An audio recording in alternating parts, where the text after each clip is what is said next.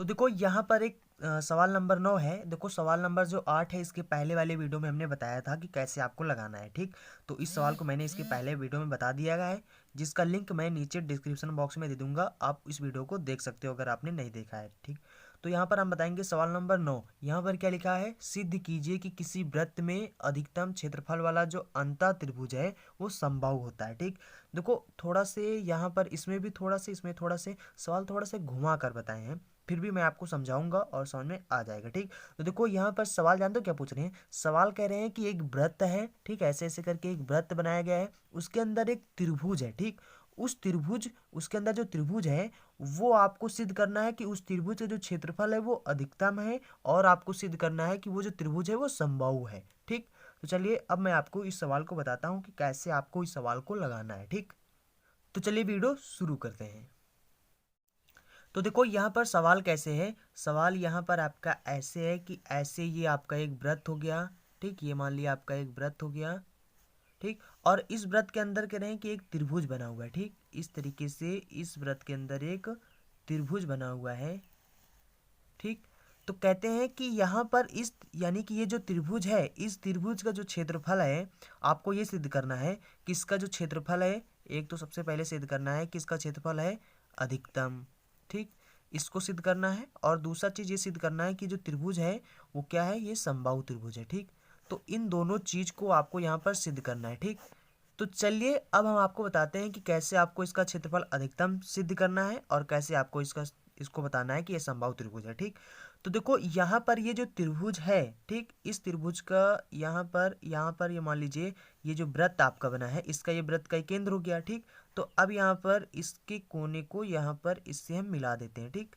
और यहाँ पर इसको भी मिला दीजिए, और यहाँ पर आप एक लंब डाल दीजिए, ठीक, इस तरह से, और यहाँ पर इसको इससे मिला दीजिए, ठीक।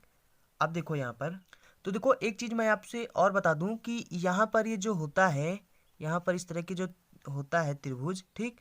यहाँ पर आपने कक्षा 9 में या कक्षा 10 में भी पढ़ा होगा, ठीक। तो यहाँ पर क्या होता है, यहाँ पर ये जो कोण बनता है, ये पूरा जो कोण बनता है, यहाँ पर अगर ये थीटा कोण है तो ये इसका दुगना होता है, ठीक। ये दुगना होता है, यानी ये बनेगा 2 थीटा, ठीक। अगर ये थीटा है तो ये 2 थीटा होगा, ठीक। तो यहाँ पर यानी कहने का मतलब ये जो यहाँ पर जो कोण बनता है ये इसका दुगना बनता है, ठीक। ये दुगना बनता है। तो यहाँ पर मान लीजिए कि यहाँ पर ये जो पूरा कोण बन रहा है ये मान लीजिए कि थीटा कोण है। तो यहाँ पर अगर हम देखें तो ये पूरा कितना हो जाएगा, 2 थीटा हो जाएगा, यानी कि ये थीटा हो जाएगा और ये भी थीटा हो जाएगा, ठीक। आप समझ रहे हो ना। देखो यानी कि पूरा अगर देखें तो ये 2 थीटा है, लेकिन यहाँ पर ये जो आधा है तो ये थीटा हो जाएगा और ये भी थीटा, दोनों क्या है, बराबर है, ठीक। तो यहाँ पर देखो इसको आप मान लीजिए ओ को, यहाँ पर इस गोले के केंद्र को यहाँ पर ओ मान लीजिए, और इसको आप ए मान लीजिए, और इसको आप बी मान लीजिए, इसको आप डी सी मान लीजिए, और इसको आप डी मान लीजिए, ठीक। अब देखो अब इस सवाल को यहाँ पर हम लगाते हैं, ठीक।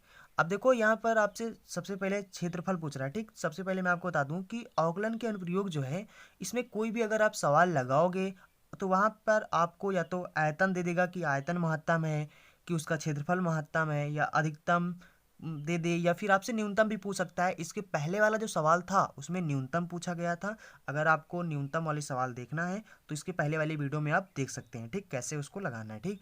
तो यहाँ पर हमें अधिकतम इसको सिद्ध करना है, ठीक। अगर जिस चीज को आपसे अधिकतम या न्यूनतम कहा जाए तो आपको क्या करना है, उसका सबसे पहले अवकलन करना है, ठीक। अवकलन करके आपको उसका वैल्यू निकालना है, महत्तम या फिर अगर आपसे अधिकतम का है तो अधिकतम या महत्तम वही शब्द होता है, ठीक, और न्यूनतम अलग होता है, ठीक।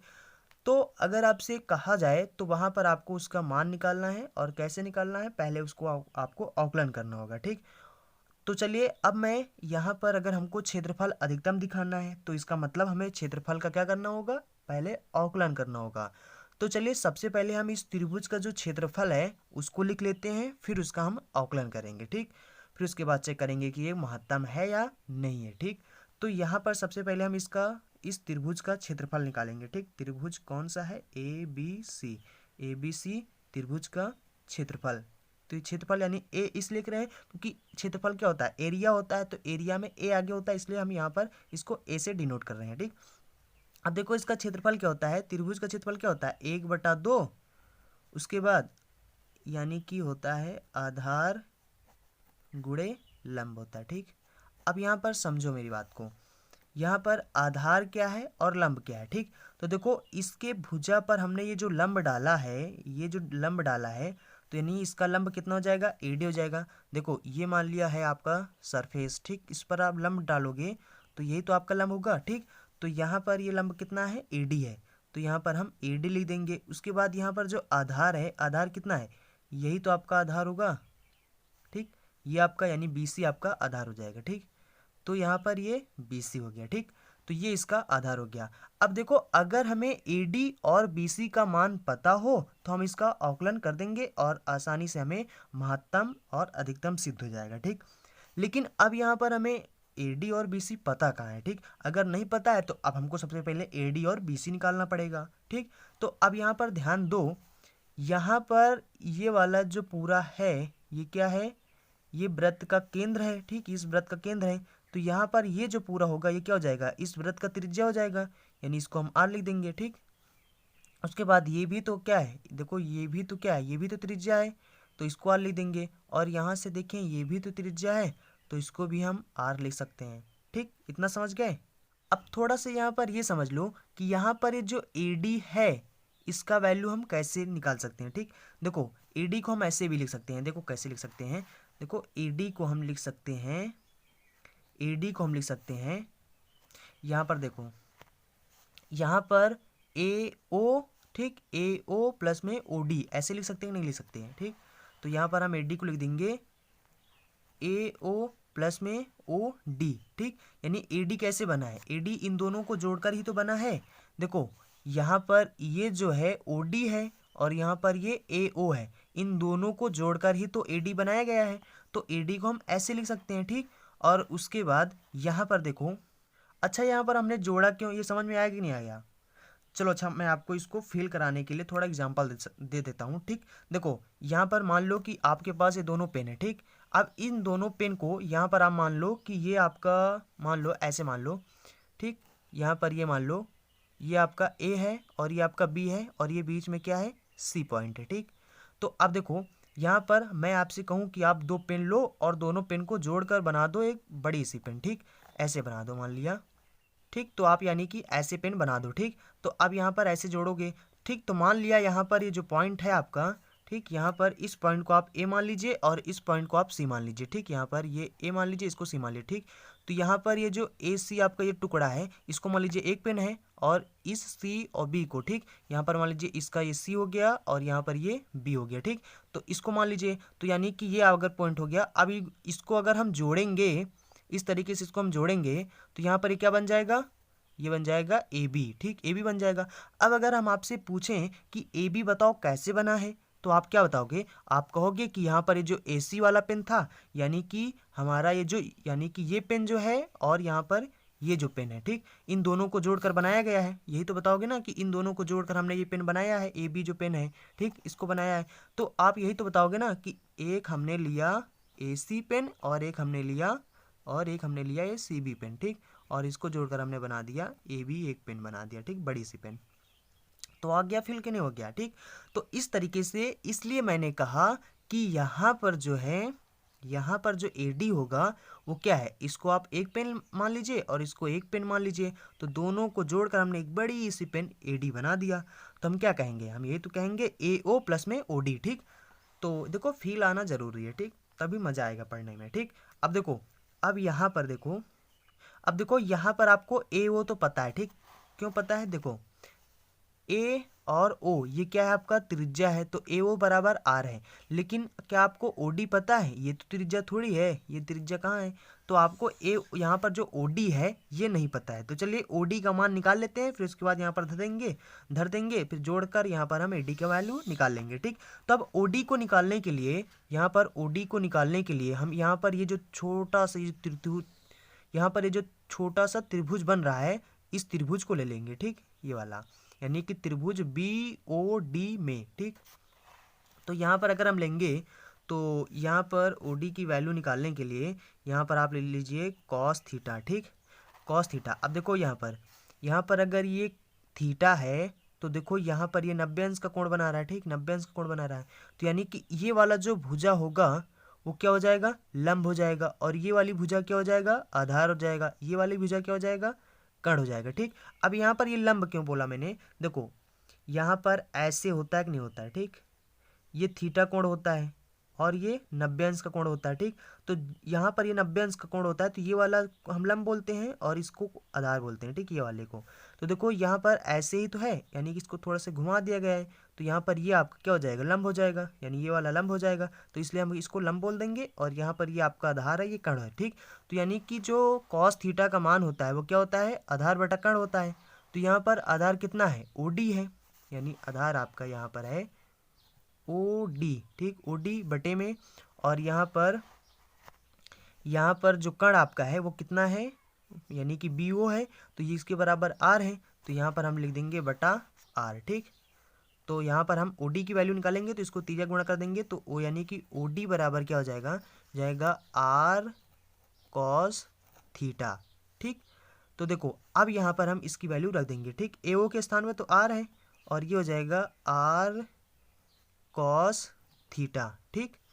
तो यानी कि ये हमारा AD आ गया, ठीक। यहाँ पर अगर हम R कामा ले लें इन दोनों में, तो यहाँ पर हो जाएगा 1 और यहाँ पर हो जाएगा cos थीटा, ठीक। तो चलो अब हमें AD तो पता चल गया, अब हमें BC भी पता होना चाहिए, तभी तो उसका क्षेत्रफल निकाल सकते हैं। तो BC कैसे निकालना है, तो देखो यहाँ पर BC क्या है, BC आपका ये है और ये है, ठीक, ये BC है, ठीक। अब देखो यहाँ पर जो D पॉइंट है ये क्या है, यहाँ पर जो BC है इसके बीच में है, ठीक, बीचों बीच में है, ठीक।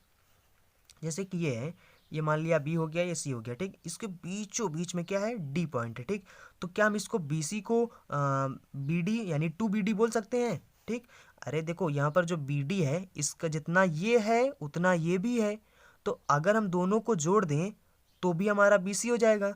तो जितना ये है उतना ये है, अगर देखो जैसे कि देखो यहाँ पर, जैसे कि मान लिया 2 ये हो गया, 2 ये हो गया, ठीक। अगर हमसे अब अगर हम आपसे कहें कि 2 अगर जोड़ोगे तो कितना हो जाएगा, 4 हो जाएगा, अगर 4 हो जाएगा, या फिर हम आपसे कहें कि 2 गुणे 2 कर दो, ऐसे भी तो 4 हो जाएगा। तो देखो यहाँ पर चाहे हम BD प्लस DC कहें, या फिर हम कह सकते हैं अगर दोनों बराबर है तो हम ऐसे भी लिख सकते हैं कि BC बराबर में क्या हो जाएगा, नहीं BC बराबर में क्या हो जाएगा, हम 2BD भी बोल सकते हैं, ठीक। देखो जैसे कि ये आपका पेन है, इसको अगर हम 20 से तोड़ दें तो जितना ये होगा उतना ये होगा, तो यानी कि ये कितना हो जाएगा, एक भुजा का, यानी इसका ये दुगना हो जाएगा, नहीं हो जाएगा, ठीक। तो वही ये कहने का मतलब है कि यहाँ पर 2 क्यों लिखा, इसलिए मैं बता रहा हूँ, ठीक। तो देखो यहाँ पर हम BD की वैल्यू भी निकाल सकते हैं। देखो ये हमारा क्या है, ये हमारा लंब है, ये हमारा कर्ण है। अगर साइन थीटा यहाँ पर ले लें तो लंब बटा कर्ण होता है, तो यहाँ पर हम इसी त्रिभुज से निकाल लेंगे। यहाँ पर हो जाएगा साइन थीटा बराबर में लंब बटा कर्ण। तो हमारा लंब कितना है, BD है, और कर्ण कितना था, R था। तो यहाँ पर BD की वैल्यू कितना हो जाएगा, R साइन थीटा, ठीक। और यानी कि जो BC हमारा है वो क्या है, 2BD है, यानी BD का दुगना है, ठीक। तो 2R और साइन थीटा, ठीक। तो ये हो जाएगा हमारा BC, ठीक। तो यहाँ से अगर हम कहें कि यहाँ पर इसका क्षेत्रफल कितना हो जाएगा, अब हमको सब वैल्यू पता चल गया, अब यहाँ पर हम रख देंगे, ठीक।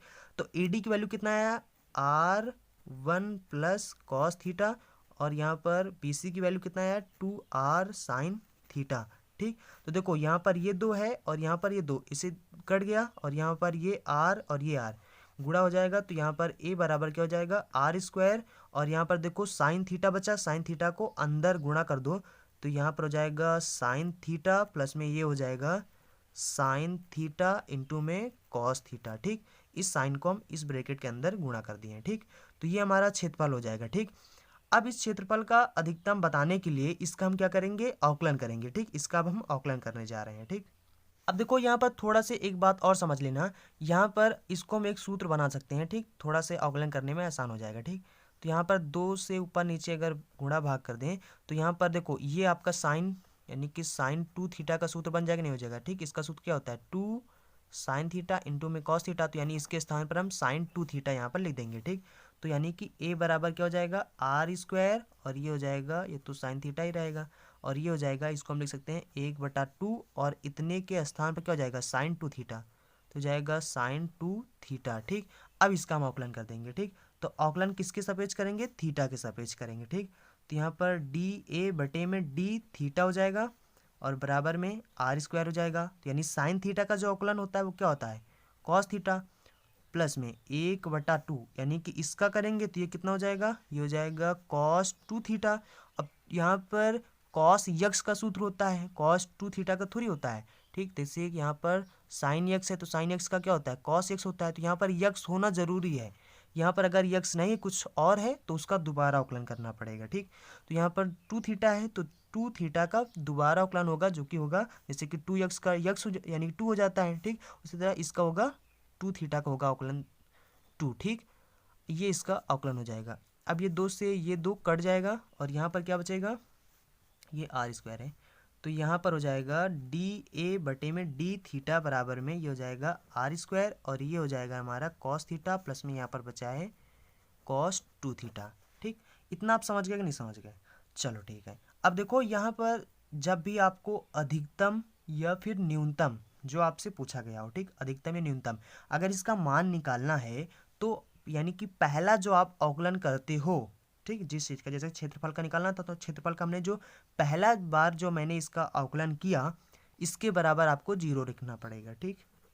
तो यहाँ पर बराबर 0 लिख दो, और यहाँ पर बता भी सकते हो किसके लिए है ये है अधिकतम मान के लिए, ठीक, अधिकतम मान के लिए, ठीक,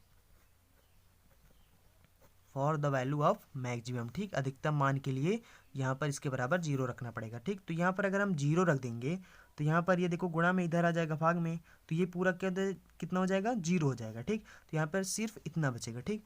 तो यहाँ पर हम ले देंगे कॉस थीटा प्लस में कॉस 2 थीटा बराबर में सब हो जाएगा 0, ठीक।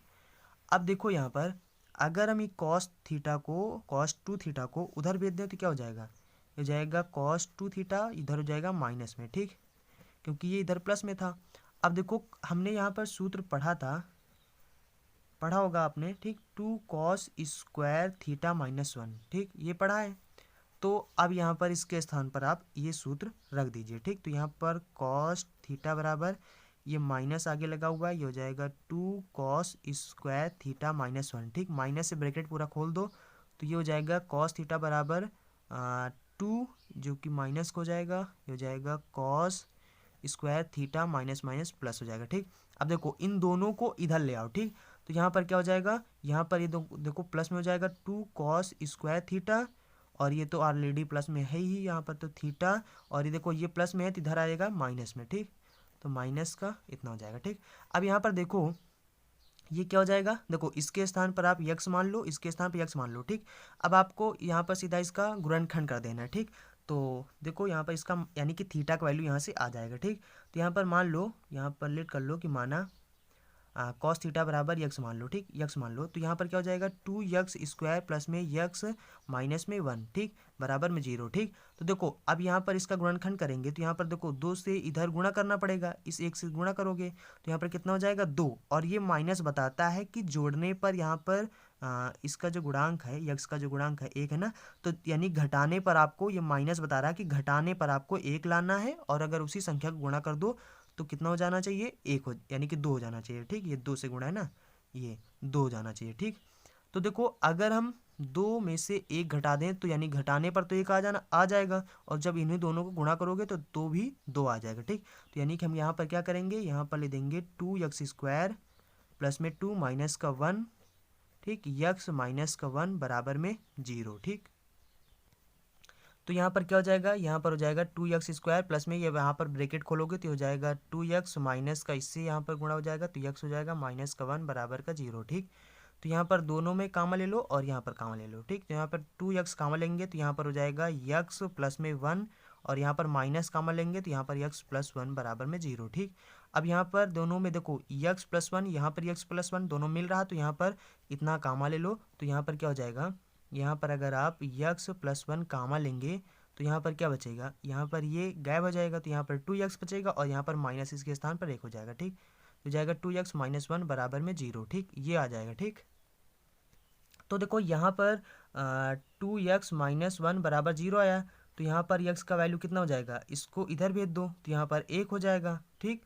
और यहाँ पर देखो 2 गुणा में है तो ये आ जाएगा भाग में, ठीक। तो यक्स बराबर 1/2 आ गया, और यहाँ पर यक्स प्लस वन बराबर 0, तो यहाँ पर यक्स बराबर माइनस का 1 हो जाएगा। ठीक, ये माइनस का इसको छोड़ दो, यहाँ पर यक्स बराबर 1/2, यानी यक्स के स्थान पर आपने क्या माना था कॉस थीटा, यानी कॉस थीटा बराबर हमारा कितना आ गया, यहाँ पर लिख सकते हैं कॉस थीटा बराबर 1/2 आ गया। ठीक, तो देखो एक यानी कॉस थीटा बराबर 1/2, तो 1/2 का मतलब क्या हुआ, 1/2 का मतलब हुआ कॉस कितने अंश का, 60 अंश का मान है, तो 60 अंश को हम क्या लिख सकते हैं, देखो 60 अंश को हम क्या लिख सकते हैं, अगर रेडियन में लिखना चाहें तो इसको हम लिख सकते हैं 36/18 यानी π/3 लिख सकते हैं। ठीक, तो यहाँ पर अगर दोनों में देखो कॉस कॉस है तो यहाँ पर कॉस से कॉस यानी कट जाएगा, तो यहाँ पर थीटा बराबर π/3 आ जाएगा। ठीक, यानी हमारा थीटा जो आएगा π/3 का मतलब क्या हुआ, π/3 का मतलब हुआ 60 अंश। ठीक, तो देखो वहाँ पर जो आपका जो सवाल था वो व्रत ऐसे था।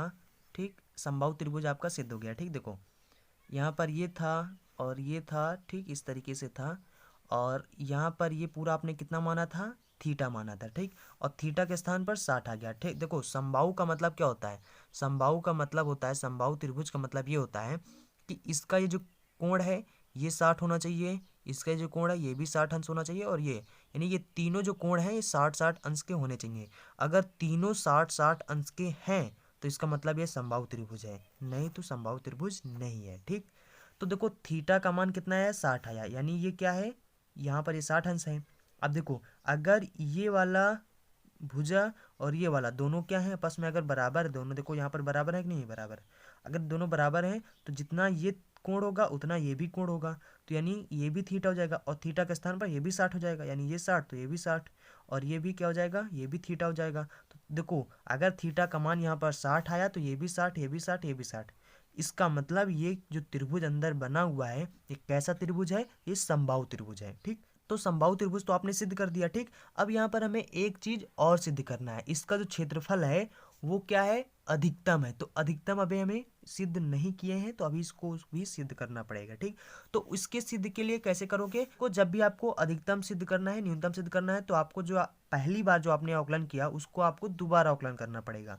तो यहाँ पर जो पहला बार जो हमने अवकलन किया था वो कितना था, वो ये था r² बचा था, और इसके बाद एक कॉस थीटा था, और प्लस में cos 2 थीटा था। ठीक, ये यानी जो पहली बार जो अवकलन किया था तो इतना बचा था। ठीक, इतना हुआ था। ठीक, अवकलन करने पर इतना आया था। ठीक, अब इस अवकलन को आपको दोबारा करना पड़ेगा। ठीक, तो इसको जब दोबारा अवकलन करेंगे तो इसको हम ले देंगे d थीटा का स्क्वायर बराबर में ये हो जाएगा r², और cos थीटा का अवकलन करेंगे तो ये होता है माइनस का साइन थीटा। ठीक, उसी तरह से इसका भी करेंगे तो ये हो जाएगा माइनस का साइन 2 थीटा, 2 थीटा का दोबारा तो ये हो जाएगा 2।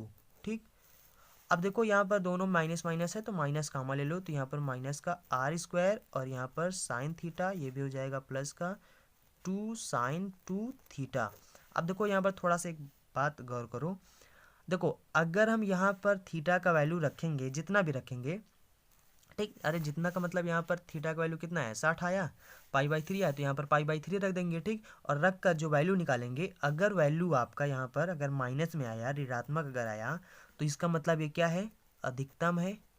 ठीक, और अगर इसका वैल्यू पॉजिटिव आया यानी प्लस में आया, ठीक, तो ये होगा न्यूनतम, इसको हम मान लेंगे कि ये न्यूनतम है। ठीक, तो चूंकि यहाँ पर इसका वैल्यू माइनस ही आएगा, क्योंकि यहाँ पर देखो माइनस है, तो जहाँ जितना यहाँ पर हम रखें, देखो 60 वगैरह यहाँ पर जो रखेंगे, कुल मिलाकर इसका जो आंसर होगा वो क्या है, यानी माइनस में ही तो आएगा। ठीक, क्योंकि यहाँ पर आगे माइनस लगा है तो इसका जो वैल्यू आएगा वो माइनस में ही आएगा, ये 100% है। ठीक, तो आप यहाँ पर रख भी सकते हो या फिर इतने में छोड़ दो, ठीक है। ठीक, तो अब आप यहाँ पर बता दो कि चूंकि इसका मान ऋणात्मक है इसलिए ये अधिकतम होगा, इसका क्षेत्रफल जो होगा वो अधिकतम होगा। ठीक, तो ये आपका क्षेत्रफल अधिकतम भी सिद्ध हो गया और ये जो समबाहु था वो भी सिद्ध हो गया। ठीक, जो समबाहु था वो भी सिद्ध हो गया। ठीक, तो आई होप आप समझ गए होंगे कि किस प्रकार से आपको इस सवाल को लगाना था। तो देखो अगर आपको जो न्यूनतम वाला कैसे लगाना है, ठीक, इसके पहले वाला जो सवाल था कि सिद्ध कीजिए समद्विबाहु त्रिभुज की जो न्यूनतम परिमाप है जिसके अंतर्गत r त्रिज्या का वृत्त बना हुआ है, उसका जो